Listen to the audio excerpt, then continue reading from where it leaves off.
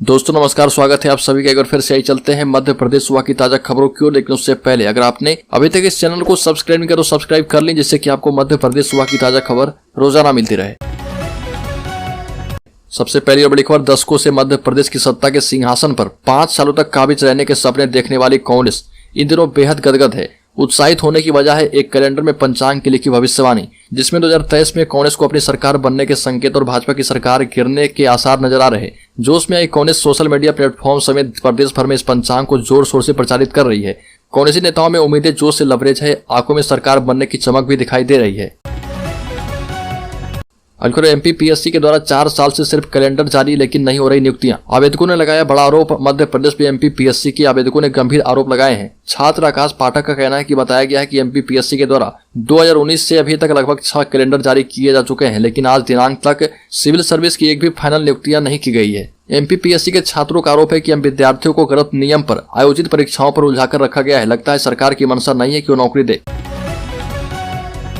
मध्य प्रदेश में कमलनाथ का शिवराज पर हमला। राज्य के पूर्व मुख्यमंत्री कमलनाथ ने कहा कि संविदा भर्ती खत्म करे सरकार, नियमित करने की मांग। मध्य प्रदेश के पूर्व मुख्यमंत्री कमलनाथ ने राज्य के सरकारी कार्यालय में संविदा कर्मचारी की भर्ती को समाप्त कर संविदा कर्मियों को नियमित करने की मांग की है। मध्य प्रदेश में इस साल के अंत में विधानसभा चुनाव होने जा रहे और इन चुनाव में कांग्रेस बेरोजगारी के मुद्दे पर जोर दे रही है। इसी को देखते हुए कमलनाथ ने चुनाव के 10 महीने पहले राज्य में संविदा कर्मचारियों को नियमित करने की मांग उठाई है। साथ ही कमलनाथ ने कहा कि अगर हमारी सरकार आई तो आशा और उषा कर्मचारियों को उचित मानदेय भी देंगे। शिवराज सरकार रविदास जयंती 5 फरवरी से निकालेगी विकास यात्राएं।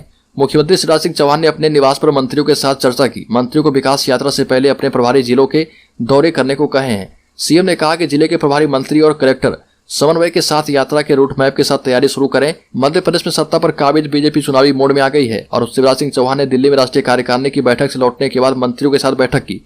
सीएम ने कलेक्टर्स को रविदास जयंती के दिन 5 फरवरी से विकास यात्राओं की तैयारी करने को कहा है। सीएम ने सभी मंत्रियों को ब्लॉक स्तर तक दौरे करने को कहा है।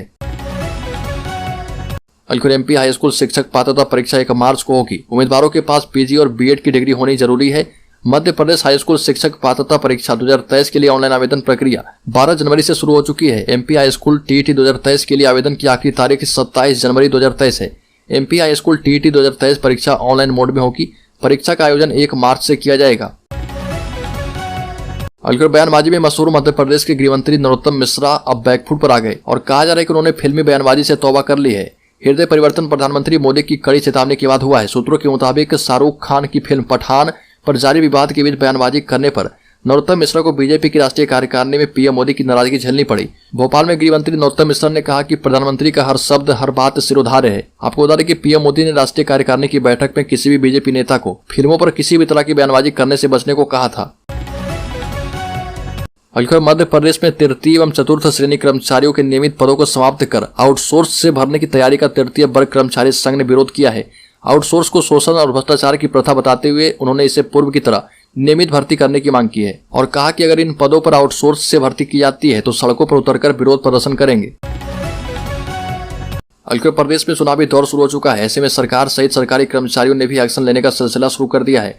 प्रदेश में सरकारी कामों में लापरवाही बरतने वाले अधिकारियों कर्मचारियों पर कार्रवाई का दौर जारी है। शिवपुरी में 36 लाख से ज्यादा के सरकारी कार्यों का हिसाब न देने पर ग्राम पंचायत सहित सचिव को मुख्य कार्यपालन अधिकारी ने निलंबित कर दिया। दलित वोट बैंक पर बीजेपी की नजर। दलित वोटरों को साधने भाजपा एससी मोर्चा को जिम्मेदारी दी गई है। कांग्रेस का पारंपरिक वोटर रहा है दलित। मध्य प्रदेश में दलित वोट बैंक पारंपरिक रूप से कांग्रेस का मुख्य वोटर माना जाता रहा। अब इस बड़े वर्ग पर सत्तारूढ़ भाजपा की नजर है, इसलिए भाजपा संगठन ने इसे रिझाने के लिए अनुसूचित जाति मोर्चा को सक्रिय करते हुए महत्वपूर्ण जिम्मेदारी सौंपी है। आगामी विधानसभा चुनाव को देखते हुए जिले भर में एससी वर्ग के कार्यकर्ता का सम्मेलन आयोजित किया जाएगा और इसके लिए एक समिति का गठन किया गया है और विधानसभा बार यह समिति बैठक भी आयोजित कर रही है। 3 से 9 फरवरी तक बुरहानपुर में सामाजिक समरसता का महाकुंभ होगा। एकादशी पर शिव पुराण महाकथा का भूमि पूजन कर तैयारियां शुरू कर दी गई है। पंडित प्रदीप मिश्रा के मुखारा बिंद से 7 दिन न केवल 300 किलोमीटर दूर से लाखों भक्त यहां पर आएंगे, बल्कि सामाजिक समरसता भी देखने को मिलेगी। आगामी 3 से 9 फरवरी तक बुरहानपुर में कथा अभ्यास पंडित प्रदीप मिश्रा के मुखारा बिंद से शिव पुराण कथा होगी और इसे लेकर कथा पंडाल तैयार किया जाएगा। फिल्मों पर अक्सर प्रतिक्रिया देने वाले मध्य प्रदेश के गृह मंत्री नरोत्तम मिश्रा ने गांधी कोर्ट से एक युद्ध के सवाल पर चुप्पी साध ली और मीडिया ने जब उनसे इस फिल्म पर सवाल किया तो वो अपना कान पकड़ते दिखे। दोबारा जब उनसे यही सवाल किया गया तो आंख पर हाथ फेरते हुए अन्य मुद्दों पर बात करने लगे। दरअसल दिल्ली में बीजेपी की राष्ट्रीय कार्यकारिणी की बैठक में प्रधानमंत्री मोदी ने बीजेपी नेताओं को गैर जरूरी बयानबाजी पर लगाम लगाने की नसीहत दी है। पीएम मोदी ने पार्टी नेताओं को कहा कि मुसलमानों और फिल्मों पर अनावश्यक बयानबाजी नहीं करें। पीएम मोदी की सार्वजनिक तौर पर दी गई नसीहत के बाद एमपी में कांग्रेस ने बीजेपी नेताओं पर तंज कसना शुरू कर दिया है। बिल्कुल, छिंदवाड़ा में ज्वेलरी शॉप के मालिक पर गोली चलाने वाले शख्स का कनेक्शन यूपी में लूट और मर्डर से भी निकला। आरोपी ने वारदात के लिए जिस 9mm कार्बाइन गन से फायरिंग की थी वो उत्तर प्रदेश के गाजीपुर से विधायक शोएब मंसूरी उर्फ मन्नू के गन्नर की हत्या कर लूटी गई थी। बिल्कुल, राज्य में बीजेपी की विकास यात्रा 5 फरवरी से सीएम बोले मंत्री दौरे करें। गृह मंत्री ने कहा कि एमपी में एक रंग के होंगे पीएम आवास। दिल्ली में बीजेपी की राष्ट्रीय कार्य समिति की बैठक हुई और इस बैठक से लौटते हुए सीएम चुनाव की तैयारियों में जुट गए। मुख्यमंत्री शिवराज सिंह चौहान ने मंत्रियों से कहा कि विकास यात्रा में अधिक से अधिक एरिया कवर हो। विकास यात्रा के पहले एक बार 2 दिन के दौरे पर मंत्री जरूर काम करें और विकास यात्रा हमारे काम को जनता के बीच ले जाने का काम है। विकास यात्रा और दौरे प्रभावी हों, ये हमारी प्राथमिकता है। बिल्कुल, झारखंड के पारसनाथ पहाड़ पर स्थित जैन तीर्थ समेत शिखर विवाद भाजपा का हिडन एजेंडा है। वो जैन और आदिवासी समाज के लोगों को लड़ाने की साजिश कर रहे। झारखंड के मुख्यमंत्री हेमंत सोरेन ने यह आरोप लगाया है। हेमंत सोरेन ने संताली भाषा में कहा कि मरांग बुरु हमारा था, हमारा है और हमारा रहेगा। आप लोग निश्चिंत रहें। आपको बता दें कि समेत शिखर भी गिरिडीह जिले में पड़ता है और जैन समाज के देश भर में प्रदर्शन के बाद 10 जनवरी को आदिवासी समाज के लोगों ने भी इस तीर्थ क्षेत्र पर अपना अधिकार जताते हुए प्रोटेस्ट किया था और इसका नेतृत्व सत्ताधारी झारखंड मुक्ति मोर्चा के विधायक लोबिन हेम्ब्रम ने किया था।